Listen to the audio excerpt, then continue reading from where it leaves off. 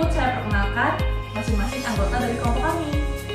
Saya Andriana Eka Putri. Saya Siti Duyanti. Saya Putri Ratnawati. Saya Syarifah Nabila. Saya Syifa Aulia.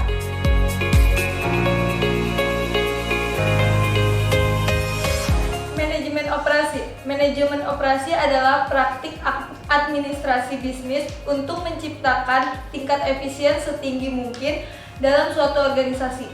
Hal ini berkaitan dengan perubahan bahan dan tenaga menjadi barang dan jasa seefisien mungkin untuk memaksimalkan laba dari suatu organisasi. Tim manajemen operasi berusaha menyeimbangkan biaya dengan pendapatan untuk mencapai laba operasi yang lebih tinggi. Pengertian manajemen operasi menurut Subagio yaitu kegiatan untuk mengubah bentuk, menambah manfaat, dan menciptakan manfaat baru dari barang atau jasa. Menurut Sofyan Asauri, yaitu manajemen operasi merupakan proses pencapaian dan pengutilitasan sumber-sumber daya dan memproduksi, menghasilkan barang-barang atau jasa-jasa yang digunakan sebagai usaha untuk menciptakan tujuan dan sasaran organisasi. Yang ketiga yaitu sistem operasi. Sistem operasi merupakan sistem yang mengacu pada sistem informasi yang menghasilkan barang dan jasa. Gambaran sistem ini tidak hanya menjadi pijakan untuk definisi jasa dan manufaktur sebagai sistem informasi, tetapi juga dasar yang kuat untuk rancangan dan analisis operasi. Dalam sistem operasi, yang menjadi masukan adalah energi, material, tenaga kerja, modal, dan informasi. Sedangkan sistem operasi yang disandarkan pada kendali syariat akan memastikan berjalannya proses transformasi yang amanah. Di samping jaminan halal atas segala masukan yang digunakan, serta semua keluaran yang dihasilkan. Lingkungan eksternal mempengaruhi ketiga subsistem manajemen operasi. Yang keempat yaitu keputusan. Keputusan ini dikenal sebagai keputusan operasi. Berikut 5 manajemen operasi. Yang pertama itu proses. Keputusan mengenai proses fisik dan fasilitas yang dipakai. Yang kedua, kapasitas. Keputusan untuk menghasilkan jumlah, tempat, dan waktu yang tepat. Yang ketiga, persediaan. Keputusan persediaan mencakup mengenai apa yang dipesan, berapa banyak, kualitas, dan kapan bahan baku yang dipesan. Yang keempat itu tenaga kerja. Keputusan tenaga kerja mencakup seleksi, rekrutmen, penggajian, PHK, pelatihan, subversi, kompensasi, dan promosi terhadap karyawan. Penggunaan tenaga spesialis. Yang kelima, kualitas atau mutu. Keputusan untuk memerlukan mutu barang dan jasa yang dihasilkan, penempatan standar, desain, peralatan, karyawan terampil, dan pengawasan produk dan jasa. Poin kelima adalah tujuan manajemen operasi. Manajemen operasi bertujuan mengatur penggunaan semua sumber daya yang dimiliki oleh perusahaan, baik berupa bahan mentah, tenaga kerja, mesin, ataupun perlengkapan.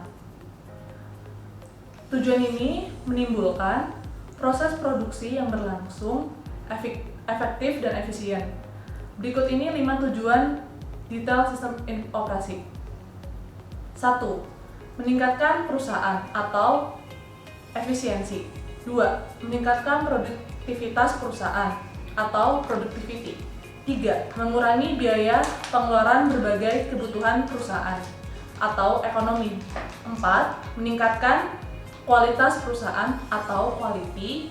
5. Mengurangi waktu proses atau reduce processing time. Poin ke-6. Fungsi manajemen operasi. Dikelompokkan berdasarkan fungsinya. Manajemen operasi dibagi atas 1. Fungsi perencanaan. 2. Fungsi pengorganisasian. Poin ketiga, fungsi pergerakan. Poin keempat, fungsi pengendalian. Poin 7 yaitu ruang lingkup manajemen operasi. Ada beberapa aspek yang saling berhubungan erat dalam ruang lingkup manajemen operasi. Antara lain yang pertama itu aspek struktural, yang merupakan aspek mengenai pengaturan komponen yang membangun suatu sistem manajemen operasi yang saling berkaitan satu dengan yang lain. Terus yang kedua itu aspek fungsional, yang merupakan aspek yang berkaitan dengan manajerial dan pengorganisasian seluruh komponen struktural maupun interaksinya, mulai dari perencanaan, penerapan, pengendalian maupun perbaikan agar diperoleh kinerja yang optimal. Terus yang ketiga itu aspek lingkungan, sistem dalam manajemen operasi yang berupa pentingnya memperhatikan perkembangan dan kecenderungan yang berhubungan erat dengan lingkungan. Poin ke-8 itu macam-macam organisasi dan proses produksi. Berikut adalah kriteria yang bisa dijadikan suatu dasar membedakan ukuran suatu organisasi, yaitu sebagai berikut. Yang pertama, sejumlah yang dipekerjakan, yaitu karyawan pada suatu perusahaan. Terus yang kedua itu besarnya dalam suatu volume dalam penjualan. Nah, yang ketiga itu sejumlah pelanggan yang dilayani. Yang keempat itu tempat pasar yang luas dan dapat dijangkau seperti lokal, nasional, multinasional, dan internasional. Terus yang kelima itu sistem ukuran modal bisa dipakai. Yang terakhir yaitu poin 6, peralatan yang dipakai merupakan alat yang canggih.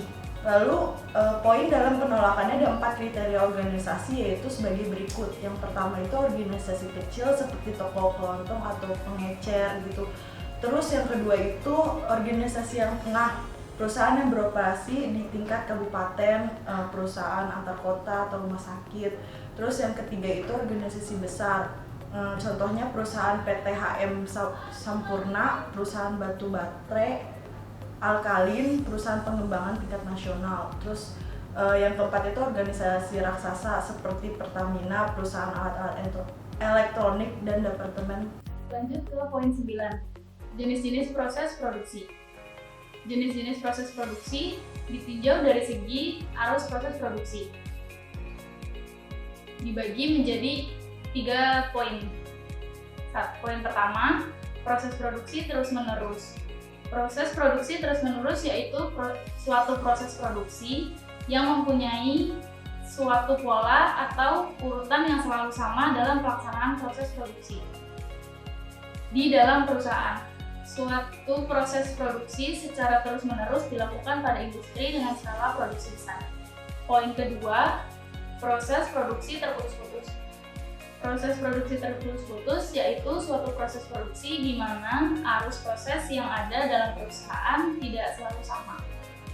Pada umumnya dilakukan oleh industri kimia dengan skala produksi kecil atau menengah dan industri manufaktur. Poin ketiga, proses produksi campuran. Proses produksi ini yaitu penggabungan dari proses produksi terus-menerus dan terputus-putus. Penggabungan ini biasanya digunakan berdasarkan kenyataan bahwa setiap perusahaan berusaha untuk memanfaatkan kapasitas secara penuh. Poin ke-10, ada posisi manajemen dalam operasi. Manajer operasi dalam manufaktur termasuk manajer pabrik dan wakil direktur utama pabrik. Untuk jasa ini termasuk manajer toko, kantor, wakil, manajer operasi. Posisi ini menyangkut koordinasi dan pelaksanaan fungsi operasi. Juga tanggung jawab yaitu perencanaan strategis, penentuan kebijakan, penganggaran belanja, dan pengendalian operasi.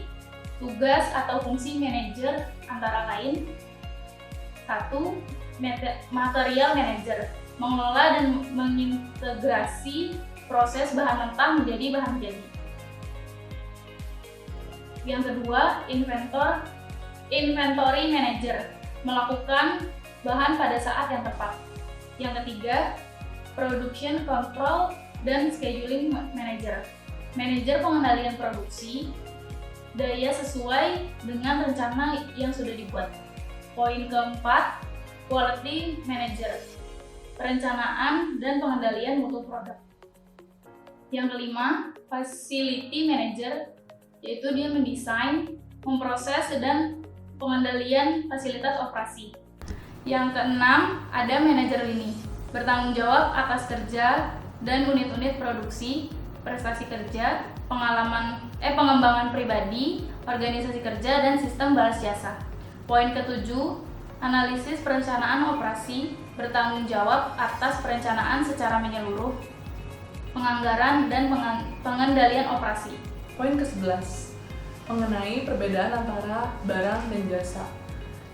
Pertama, barang merupakan produk yang dapat dipegang, berbentuk fisik, dan dapat disentuh, atau disebut tangible. Sedangkan jasa merupakan produk yang tidak dapat dipegang, tidak berbentuk fisik, dan tidak berwujud, atau disebut intangible. Kedua, barang merupakan konsumsi yang dilakukan secara terpisah, sedangkan jasa merupakan produksi yang dilakukan secara simultan. Ketiga, kalau barang bersifat umum, sedangkan jasa bersifat dari permintaan khusus oleh para pelanggan. Barang dapat dijual barang dapat dijual kembali, sedangkan jasa tidak dapat dijual kembali.